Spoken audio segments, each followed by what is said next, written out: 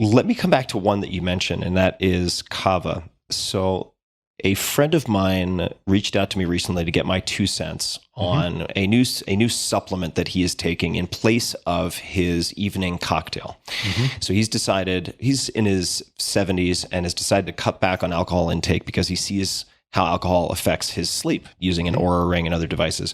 And he switched to this supplement which contains two things, kratom and Kava. And I know very little about Kava. Kratom, I have some thoughts on. I'd be curious to hear your thoughts on.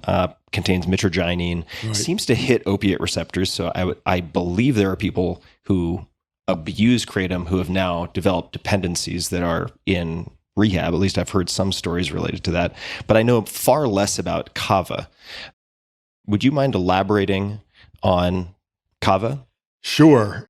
Kava is the major psychoactive plant that's used in Oceania, in many islands throughout the Pacific.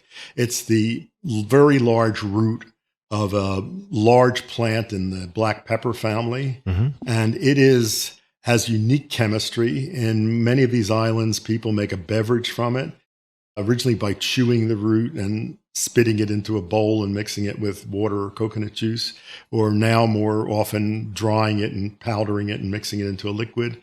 And it functions as a social stimulant and lubricant, but it is a natural sedative and calmative, and probably the most important anti-anxiety natural product out there.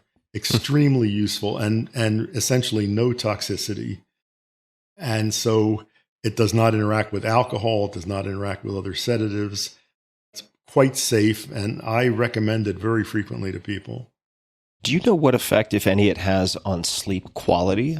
My friend has the subjective experience of it helping him to wind down and go to sleep, but I wonder what effect it has on sleep quality. Because you look at some, say, sleep aids like Ambien and so on, which help you to fall asleep, but they affect the cycles of sleep and depth. That's putting it mildly. You know, all of these, all of these sleep aids, whether over the counter or prescribed, I think are dangerous drugs. First of all, they don't reproduce natural sleep. All of them suppress dreaming, which is an essential component of good sleep. They distort sleep architecture.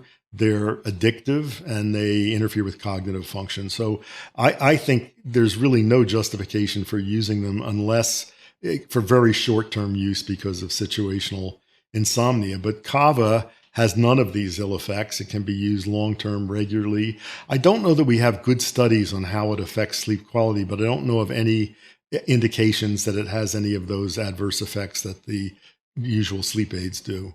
And I suppose I should actually just go back to my friend who is, granted, tracking imperfectly, but he's tracking his sleep with the Oura ring that does capture some biometric data that is sort of interpolated to land on percentage of sleep as different phases, including REM and so on. So I should actually just go back to him.